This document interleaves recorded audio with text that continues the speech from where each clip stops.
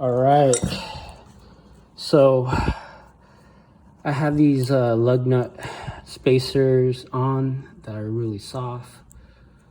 They started stripping when I was untorquing them, and so I think the thing is that this right here is really narrow, so sometimes your socket may not fit exactly, right? So this one has a good grip. You know, this one's you always want to try to use a 6-point instead of a 12-point.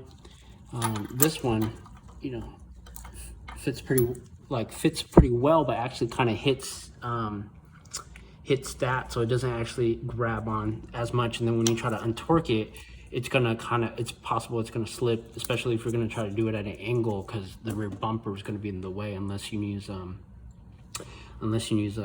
adapter, and even then you got to be careful that you're not doing it at an angle, or else it's going to slip and strip. So this one right here did strip, and it looked like crap, and I tried a Harbor Freight extractor tool that just made it worse. And then I tried using, because these are 19s, and then so I tried hammering on a 12-point 19. Hopefully it will catch it. It slipped, and then I used a 18 trying to shape it. It had 3 different sockets. One of them worked. It was able to grab it, but then when I tried to untorque it, it didn't. And then I even tried to use my impact gun to try to get it out. And these are not impact ready sockets, but this is all I had, because the impact ready sockets won't fit in here, right? So I used these, and I was hoping it would be able to untorque it. Couldn't. And then so what I was able to get was this Irwin 3/4 19mm socket.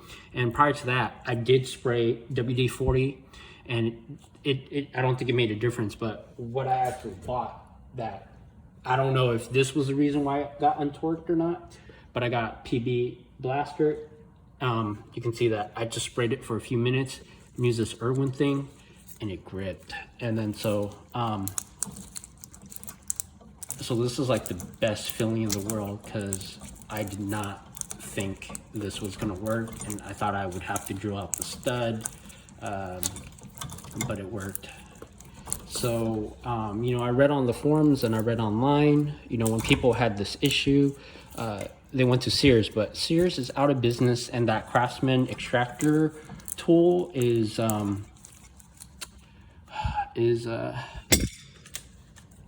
unavailable. So you can see that, I tried really hard to get it out, and it scraped, part of the spacer, tried hammering it, everything. But this tool right here saved me a few $100s from having to go to the shop and getting it out. So if you do have spacers and you happen to get yourself into this kind of predicament, don't worry. Just off the bat, if I knew, I would have just bought this Irwin extractor, sub PB Blaster, blast it, let it soak for a few minutes.